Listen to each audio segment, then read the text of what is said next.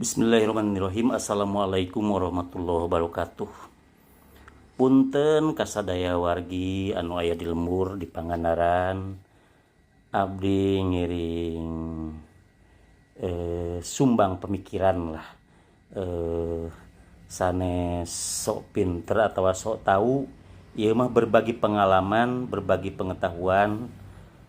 Pasti teu sempurna, pasti mudah-mudahan, tapi aya sasireun sabeunyereun tiasa menjadi bahan pertimbangan. Dalam kondisi seperti ini, sebenarnya yang diharapkan dari kami sebagai warga Pangandaran adalah langkah strategis bagaimana cara mengatasi atau menyudahi kondisi defisit, kondisi hutang yang begitu besar di dalam postur APBD Pangandaran. Jadi yang ingin kami dengar itu langkah-langkah apa? Bukan hanya secara klise disampaikan meningkatkan PAD dan melakukan efisiensi belanja, tapi justru apa langkah realnya? Apakah sudah muncul di APBD langkah-langkah real itu?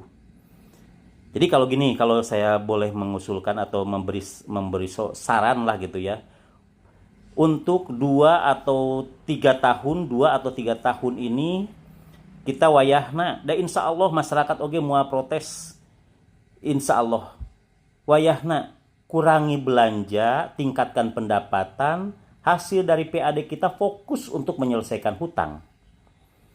Karena hutang ini akan muncul terus di dalam neraca sebagai bagian yang menjadi sorotan juga oleh hasil audit BPK atau siapapun gitu kan.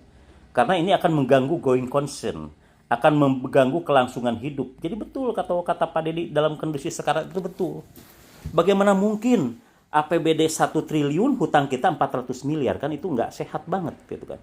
Nah sekarang mudah-mudahan ini para pemimpin yang ada di Pangandaran, yang dilakukan itu adalah sok dari awal sekarang kumpulkan seluruh pengusaha, ajak diskusi, ajak bernegosiasi agar mau melakukan pencicilan hutang yang terhutang kepada para pengusaha, para rekanan, dibayar tapi dicicil. Insya Allah mungkin dengan legowo dia akan menerima, tapi benar-benar muncul di dalam APBD angkanya berapa untuk membayar hutang. Kemudian hutang-hutang kepada pegawai, dan pegawai teh dia punya keluarga, kemudian juga dia supaya etos kerjanya tinggi, ya tidak bisa juga dikatakan wayahna atau sedang dipikirkan, tapi justru lakukan bahwa untuk hutang kepada karyawan, TPP atau itu honorarium kepada sukuan-sukuan itu dilakukan pencicilan, dibayar, dicicil ya. Apabila kita dapat PD, nama pembangunan fisik-fisik yang mercusuar apalagi jangan dulu lah. Kalau pun kita mau membangun, ambil aja dari kalau ada ya, kalau kita pinter negosiasi, kita minta ke DAK, ke leading sektor pembangunan di kementerian-kementerian. Kemudian kalau bisa juga kita juga minta bantuan-bantuan keuangan dari provinsi. Ya kalaupun tidak, ya kita ambillah. Misalnya untuk jalan, stop mungkin pembangunan atau peningkatan jalan. Lakukan saja misalnya, anggarkan buat pemeliharaan jalan supaya tong ancur teuing jalanna. Jadi mun anu bolong langsung dipelihara gitu kan. Mungkin itu tidak akan terlalu besar makan uangnya. Tapi untuk pembangunan yang besar-besar, proyek-proyek besar-besar, jangan dululah. Dalam kondisi seperti ini kembalikan dulu nih APBD ke titik nol dulu. Supaya kita ke sana merencanakannya bisa lebih leluasa, lebih enak gitu kan. Untuk menggunakan kemampuan fiskal APBD kita gitu kan. Jadi sekarang lakukan, kumpulkan karyawan juga dinegosiasi bahwa karyawan akan dibayar TPP-nya. Kemudian juga kepada desa-desa, wayahna desa juga dicicil. Tok buat skenario itu secara secara real dan itu muncul angkanya di APBD. Jadi mohon maaf nih para banggar-banggar yang ada di DPRD juga coba pencerongin itu apa langkah nyatanya. Jangan lagi untuk menyelesaikan hutang ini melakukan pinjaman. Jangan. Melakukan pinjaman itu bukan solusi.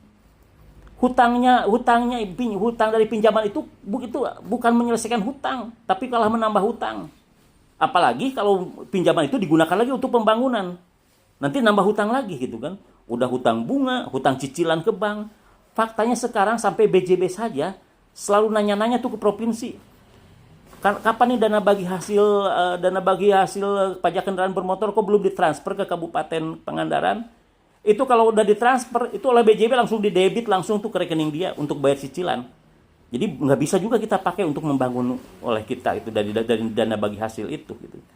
Jadi itulah sebenarnya yang kami harapkan dalam pelaksanaan tata kelola ini ya. Jadi jangan dulu mimpi-mimpi untuk membangun apalagi yang besar-besar kayak kemarin udah ngerubuhkan pasar wisata itu nanti aja dulu, itu nggak sangat urgent sekarang. Apalagi kalau sekarang mau dibangun, apalagi kalau dibangunnya dari APBD. Kecuali kalau dibangunnya dari PAD ya, apalagi kecuali dibangunnya kalau dari bantuan keuangan dari provinsi atau misalnya dari DAK kementerian. Itu kira-kira ya. Jadi saya ingin semua menyadari bahwa ini sedang tidak baik-baik saja ya, bahwa kondisi APBD kita sangat miris lah gitu ya, sangat miris. Jadi apalagi Aina udah di blow up ya, udah diketahui oleh semua itu kan. Ya kita perbaikilah, kita ngakui sajalah bahwa ini harus dimulai lagi dari nol, kita restart lagi lah gitu kan, di rewrite ulang, perencanaan kita di rewrite ulang gitu kan. Ada yang namanya RPJMD, RKPD itu mah bisa direvisi gitu ya, bisa dirubah gitu kan. Kita bisa alasan kondisi seperti ini kan bisa melakukan perubahan juga gitu kan. Nah kemarin kan audit BPK masih WDP, ya ada betulnya audit WDP, tapi sebenarnya bisa saja itu BPK ngasih disclaimer atau adverse opinion. Kalau misalnya ini rekomendasi untuk perbaikan kondisi APBD ini tidak dilaksanakan atau tidak diperbaiki. Bisa saja nanti suatu saat BPK datang tidak melakukan audit, dia langsung memberi adverse atau disclaimer gitu kan. Tidak WDP lagi. Karena kalau secara normatif sih memang ada benarnya bahwa posisi going concern terganggu itu hanya bagian dari WDP. Tapi kalau temuan atau catatan tidak pernah ditindaklanjuti, bisa menjadi disclaimer atau adverse opinion gitu kan. Nah itu ya, jadi tolong ya semuanya bapak-bapak yang punya kepentingan, DPRD yang juga punya kepentingan, tolong itu disuarakan agar sekarang itu fokus aja untuk menyehatkan APBD. Jangan dulu fokus mimpi membangun tapi APBD kita tidak ada uangnya. Ini akan makin terpuruk. Kira-kira itu ya. Dan maaf ini mungkin penyampaian ini karena saya juga ya maaf saja.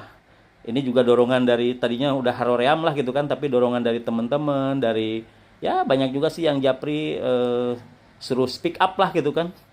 Suruh ya mudah-mudahan lah tidak dianggap sok tahu atau dianggap membikin gaduh lah, tapi ini benar-benar menjadi bahan untuk kesadaran kita semua lah, termasuk para masyarakat kita semua juga, bahwa jangan pragmatis lah kalau punya kepentingan tapi singnya ka Pangandaran urang teh geus mekar, punya otonomi sendiri, tinggal mengatur sendiri. Mudah-mudahan nanti bisa lebih baik lagi gitu kan. Sayang ini udah kesempatan kita untuk membangun sendiri, mengelola sendiri. Masa kita mau dievaluasi nih DOB-nya? Kalau dievaluasi kan bahaya nanti.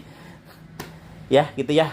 Mohon maaf sekali ini penyampaian ini tidak bermaksud sok tahu lah, tidak lah. Ini mah sumbangsih sebagai putra daerah yang ya pernah icikibung gitu kan di